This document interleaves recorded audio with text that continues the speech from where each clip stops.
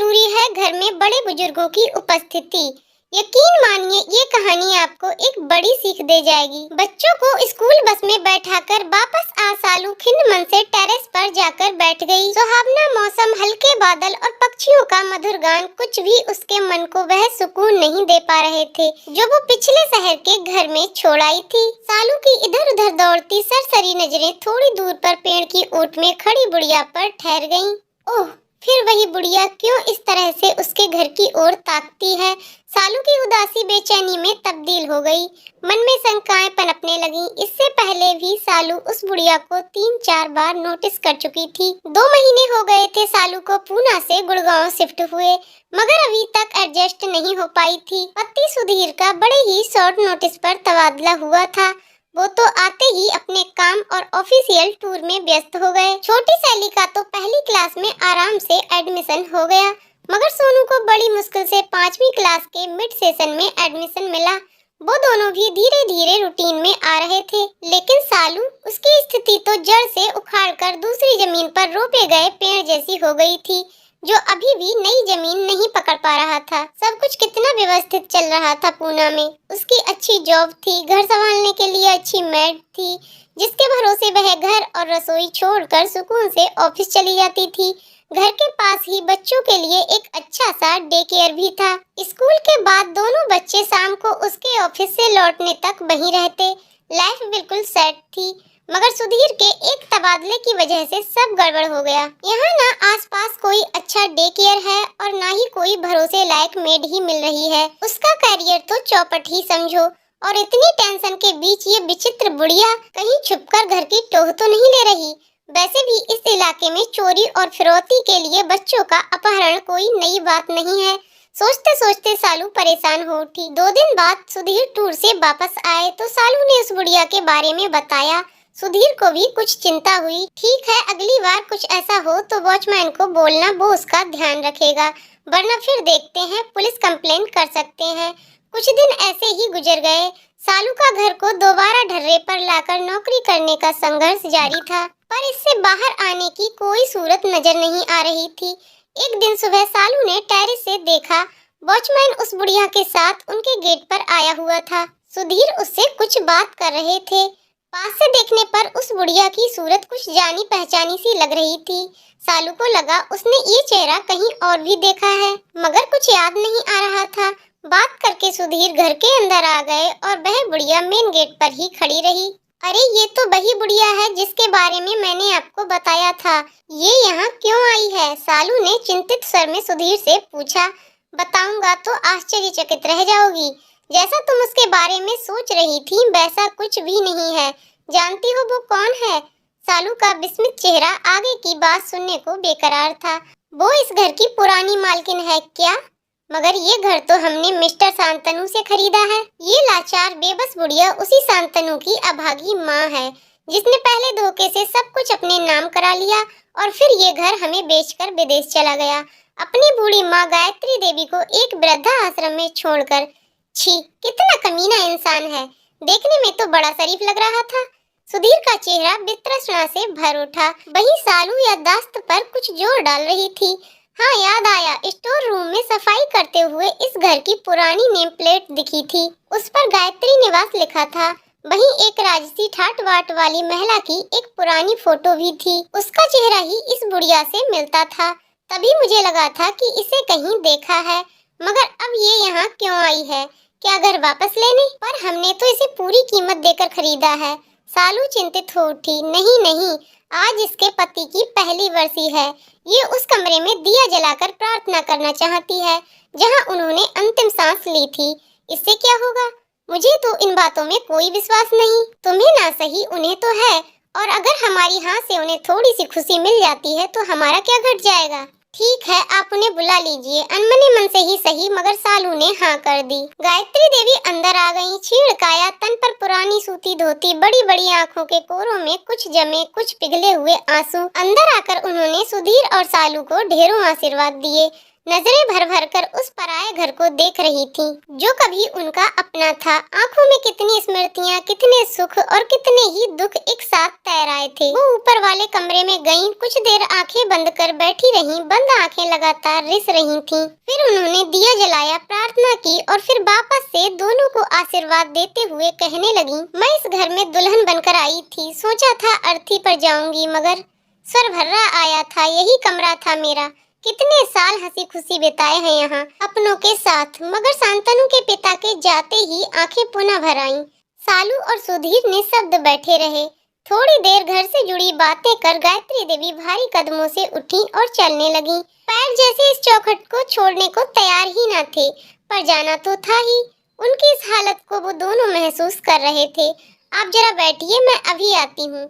सालू गायत्री देवी को रोककर कमरे से बाहर चली गई और इशारे से सुधीर को भी बाहर बुलाकर कहने लगी, सुनिए, मुझे एक बड़ा आइडिया आया है जिससे हमारी लाइफ भी सुधर जाएगी और इनके टूटे दिल को भी आराम मिल जाएगा। क्यों ना हम इन्हें यहीं रख लें? अकेली हैं, बेसहारा हैं और इस घर में इनकी जान बसी है। यहाँ से कहीं जाएंगी भी नहीं और हम यहाँ वृद्धा आश्रम से अच्छा ही खाने पहनने को देंगे उन्हें। तुम्हारा मतलब है नौकर की तरह? नहीं नहीं, नौकर की तरह नहीं। हम इन्हें कोई तनख्वाह नहीं देंगे। काम के लिए तो मेड भी है। बस ये घर पर रहेंगी तो घर के आदमी की तरह मेड पर, आने जाने वालों पर नजर रख सकेंगी। ये घर पर रहेंगी तो मैं भी आराम से नौकरी पर जा सकूंगी। मुझे भी पीछे से घर की, बच्चों की, खाने पीने की टेंशन नहीं रहेगी। आइडिया तो अच्छा है, पर क्या ये मान जाएंगी? क्यों नहीं, हम इन्हें उस घर में रहने का मौका दे रहे हैं जिसमें उनके प्राण बसे हैं, जिसे ये छुप छुप कर देखा करती हैं। और अगर कहीं मालकिन बनकर घर पर अपना हक जमाने लगी तो क्या निकाल कर बाहर करेंगे? घर तो हमारे नाम ही है। ये बुढ़िया कर क्या सकती है? ठीक है, तुम बात करके देखो। सुधीर ने सहमति जताई। सालू ने संभल कर बोलना शुरू किया, देखिए, अगर आप चाहें तो यहाँ रह सकती हैं। बुढ़िया की आंखें इस अप्रत्याशित प्रस्ताव से चमक उठी। क्या वाकई वो इस घर में रह सकती है? लेकिन फिर बुझ गई। आज के जमाने में जहाँ सगे बेटे ने ही उन्हें घर से ये कहते हुए बेदखल कर दिया कि अकेले बड़े घर में रहने से अच्छा उनके लिए वृद्धा आश्रम में ही रहना होगा, वहाँ ये पराये लोग उसे बिना किसी स्वार्थ के क्यों रखेंगे? नहीं नहीं, आपको नाहक ही परेशानी होगी।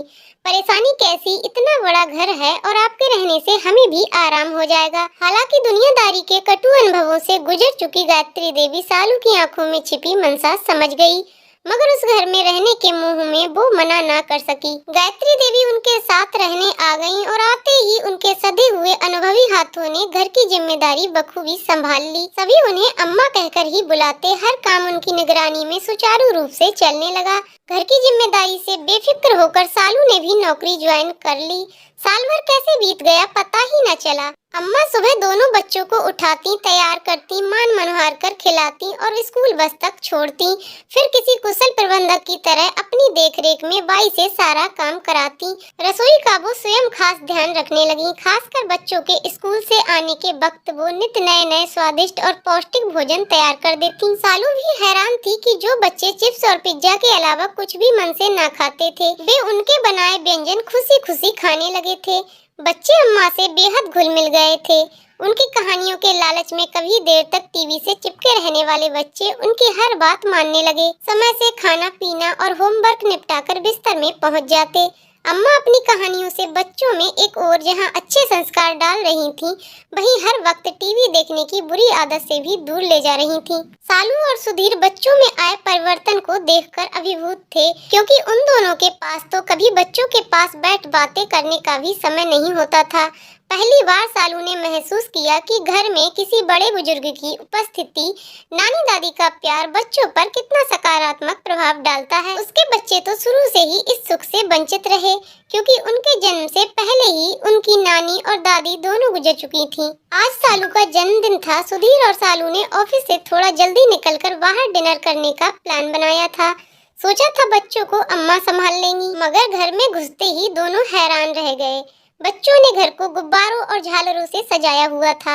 वहीं अम्मा ने सालू की मनपसंद डिशेज और केक बनाए हुए थे। इस सरप्राइज बर्थडे पार्टी, बच्चों के उत्साह और अम्मा की मेहनत से सालू अभिभूत हो उठी और उसकी आंखें भर आईं। इस तरह के वीआईपी ट्रीटमेंट की उसे आदत नहीं थी और इससे पहले बच्चों ने कभी उसके लिए ऐसा कुछ खास किया भी नहीं था। बच्चे दौड़कर सालू के पास आ गए और जन्मदिन की बधाई देते हुए पूछा, आपको हमारा सरप्राइज कैसा लगा? बहुत अच्छा, इतना अच्छा कि क्या बताऊं।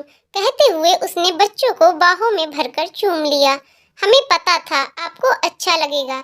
अम्मा ने बताया कि बच्चों द्वारा किया गया छोटा सा प्रयास भी मम्मी पापा को बहुत बड़ी खुशी देता है, इसीलिए हमने आपको खुशी देने के लिए ये सब किया। सालू की आंखों में अम्मा के लिए कृतज्ञता छा गई।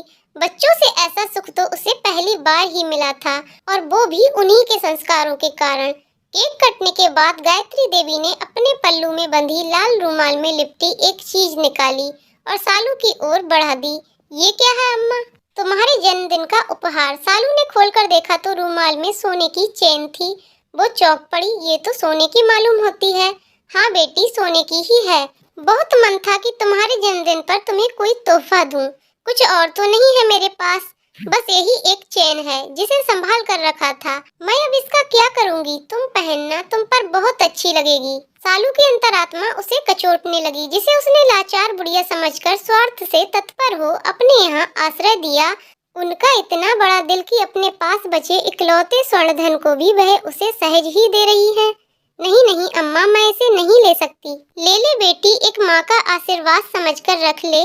मेरी तो उम्र भी हो चली, क्या पता तेरे अगले जन्मदिन पर तुझे कुछ देने के लिए मैं रहूं भी या नहीं। नहीं अम्मा, ऐसा मत कहिए। ईश्वर आपका साया हमारे सिर पर सदा बनाए रखे। कहकर सालू उनसे ऐसे लिपट गई जैसे बरसों बाद कोई बिछड़ी बेटी अपनी माँ से मिल रही हो। वो जन्मदिन सालू कभी नहीं भूली, क्योंकि उससे उस दिन एक बेशकीमती उपहार मिला था जिसकी कीमत कुछ लोग नहीं समझते, और वो है निस्वार्थ मानवीय भावनाओं से भरा माँ का प्यार। वो जन्मदिन गायत्री देवी भी नहीं भूली, क्योंकि उस दिन उनकी उस घर में पुनर्प्रतिष्ठा हुई थी। घर की बड़ी आदरणीय एक माँ के रूप में, जिसकी गवाही उस घर के बाहर लगाई गई वो पुरानी नेम प्लेट भी दे रही थी, जिस पर लिखा था गायत्री निवास। दोस्तों, आपको कहानी कैसी लगी कमेंट करके जरूर बताइएगा। कहानी पसंद आई हो तो वीडियो को लाइक शेयर करें और चैनल को सब्सक्राइब करें। वीडियो को पूरा देखने के लिए बहुत बहुत धन्यवाद दोस्तों।